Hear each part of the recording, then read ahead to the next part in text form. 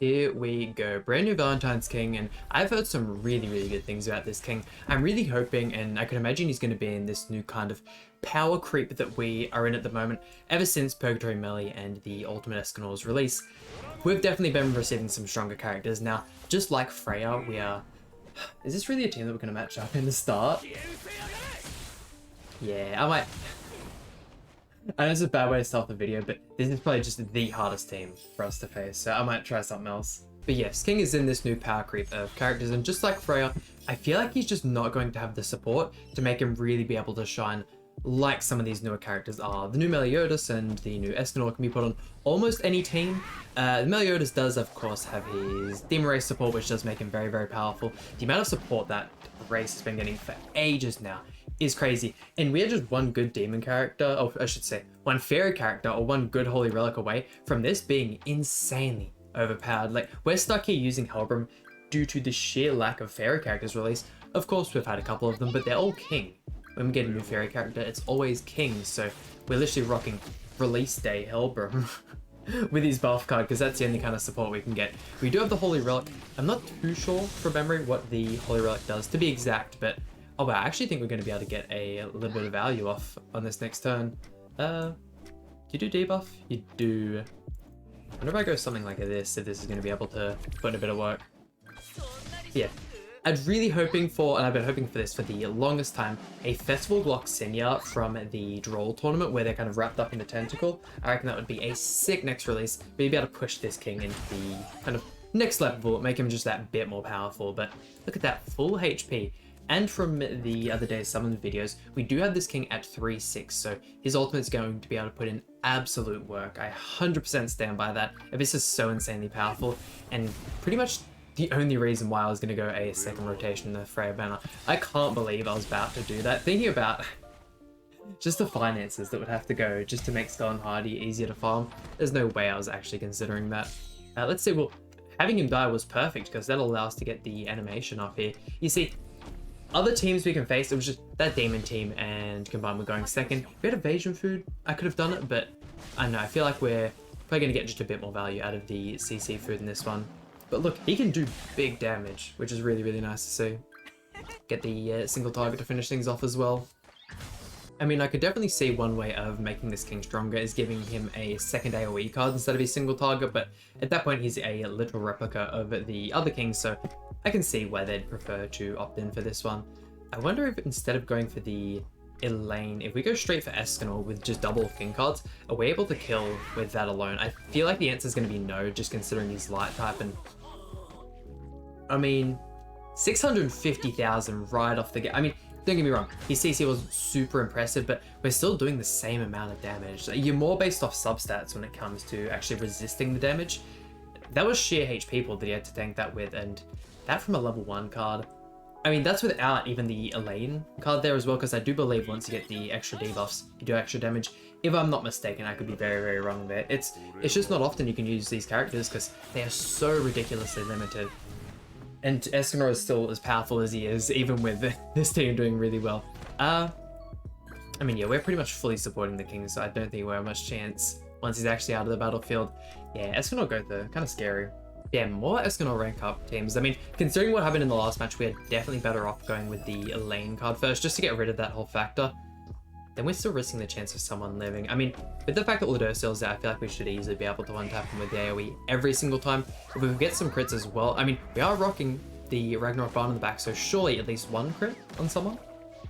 Yeah, that's where he's kind of lacking a bit. I haven't gone ahead and fully checked his substats, but I'm guessing they're not the greatest, because even units like Ludurciel, definitely not going to have good stats. Bro's age, to say least. Yeah, 50% crit chance. Could definitely be doing better, but it's nothing a Holy Relic can't fix. We're at the point now where we're getting Holy Relics for some of these newer characters. The new Festival King has just gone ahead and gotten one, so there's nothing holding them back for dropping one for this guy here. I really want to do something like this, because I feel like this is going to be enough to kill, or at least put Escanor into his final flame and kill Ludurciel. Yeah. Really wanted to get the Abyss ultimate, that way we can kind of throw this off. I'm just hoping we don't end up dying to a Escanor card here. Doesn't have the Brain Cut disable. This could be risky. I definitely could have gone for a better play there, but I really want to show off this ultimate, since, I mean, we've actually been having some good luck on the channel. It was not Freya, it was the Moonlight Mono, who we ended up getting 5-6 in one rotation, which is by far my best summons on the channel, let alone in Grand Cross history. And then I mean, Freya was kind of unfortunate, not gonna lie, but hey, that is all right. We'll throw up this King Ultimate here. We're actually lining up a couple of these matches. You can see how if we weren't running a day 1 unit, this team would be so goddamn viable. Then we'll get the level 3 single target, another 600,000 maybe?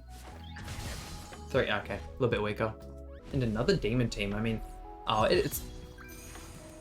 I was gonna say, as long as we go first, we should be fine, but coming up against that kind of CC gap, is someone missing gear or something like that?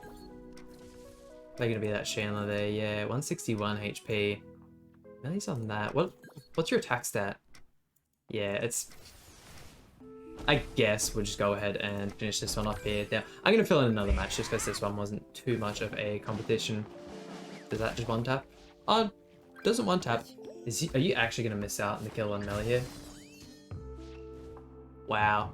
Even with such low CC, bro, somehow disappointing. I mean, I'm kind of glad that he survived that turn actually, considering the card draw we just got, but yeah, it's just, why does he have to be here? I mean, fun fact, I mean, most of you guys probably memorized this Helbram due to how long he's been in the game for.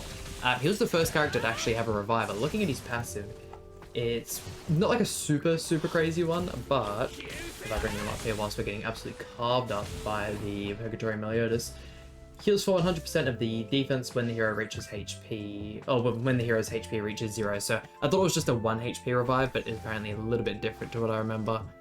Yeah, block's kind of annoying, not gonna lie. Can we even... I mean, if I go something like this, will you still be able to get some value? What are these skill effects? I know the single target's just poison damage. Weak point, yeah. We're gonna be missing out on so much here. Actually getting the crit on Estarossa at a time. We're still gonna be able to kill Estarossa. How much lifesteal is that gonna be for you though? I feel like not enough to make us win this. Yeah, half HP. If he can survive this turn, by all means, but damn. I should have gone for Chandler there. That was my bad. Are we actually gonna lose this team? If we are, that just goes to show that the amount of just crazy support this Meliodas has, the entire team wanks him off, but the entire team is good. This whole team is doing stuff for the king, but at the same time, this team is not good. Goldwing Elaine is the newest unit. I believe she's newer than the Ragnarok Barn, and she's bad. Like, she's nowhere near as good as Chandler or the ominous Nebula Zeldris, or who else did he have? Definitely not as good as Berserk Estarossa. It's like, what do you really do there? I'm hoping this king's just one tap and kind of show off a little bit. Oh yeah, 700,000 is good. And a final opponent. Damn, I wonder if... Like, I really like using Gothra as support, but using Gothra in a team like this, replacing the Helbram, I just think they're going to be able to get more value out of having Helbram than...